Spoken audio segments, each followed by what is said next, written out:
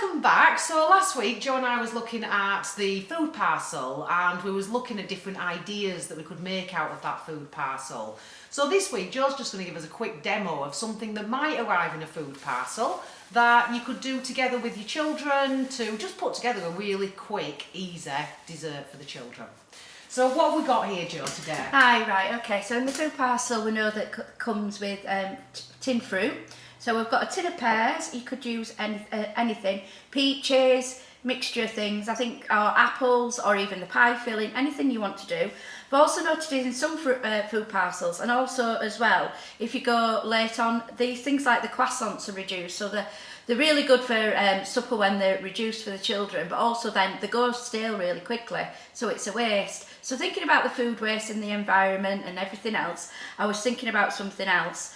So what we've got is a can of custard and a can of pears and the croissants, all what we can buy ourselves quite cheaply, or just things that you might have had in the back of the cupboard and not used, and it's just a way of sorting them out.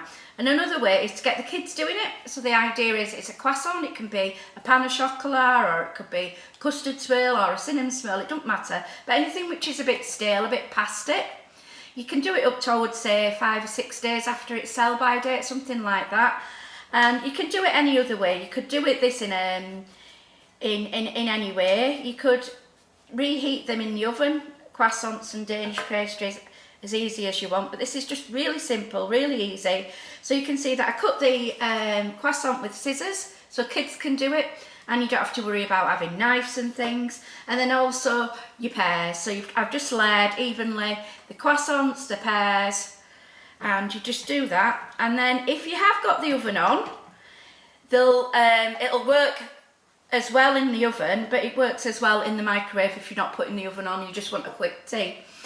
But if you put it in the oven, if you're doing your sausages or you're making a roast dinner, then all the edges of the croissants get really crusty and gnarly and tasty, and then all you do then is cheat with a can of custard.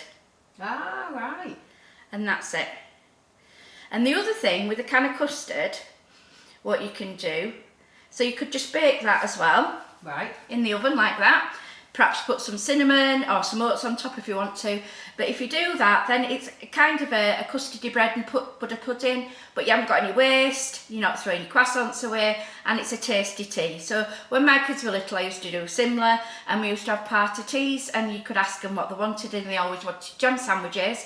So to sort of put up for that, we used to have a bit of fruit and custard with the brioche or something I wanted to waste up. You could do it with bread and jam, anything you wanted, but it's easy to do, and then at least the tummies are full, and they can do it themselves. Yeah. The other thing about a tin of custard is, if you have some cream going off, or double cream going off, or whipping cream, or you end up with some, and you don't know what to do with it, if you whisk the cream, and then stir the custard into either a plastic dish or a Pyrex dish, and pop it in the freezer, it's ice cream. Ah, really? So a can of custard, a small carton of cream, whisked up, stirred in the custard, pop it in your freezer-proof dish or in a container, pop it in the freezer, it takes about 4 or 5 hours, and you've got custard ice cream. Fantastic. Brilliant. Well, thank you for that, Joe. So, in terms of the croissant, in terms of its sell-by date. So, as a guide, what would you say is sort of a reasonable time that you could use that? Let's say it goes off on the Monday. How many days later? Right, well, with the croissant, the other thing with croissant is, I think you've look on it. Obviously, if it's gone green mouldy, then you use your common sense and wouldn't do it. But the other thing great about if you are using a croissant up, or a sort of a brioche bun what's gone stale, is something really simple. You can do it in a frying pan, or you could do it under the grill. It's like cheese on toast with ham or things like that. Chop the if you warm the croissants up, they make a brilliant beef burger bun. Ah, right. Oh, so okay, if you've got kids who, and they all like sweet things, so it's kind of one of those things that my youngest wouldn't eat bread, but he'd eat burger and loads of veggies in a croissant because it was sweet. So it kind of it was good because he ate, and he didn't realise he was eating loads of veg because of the sweet croissant. Yeah.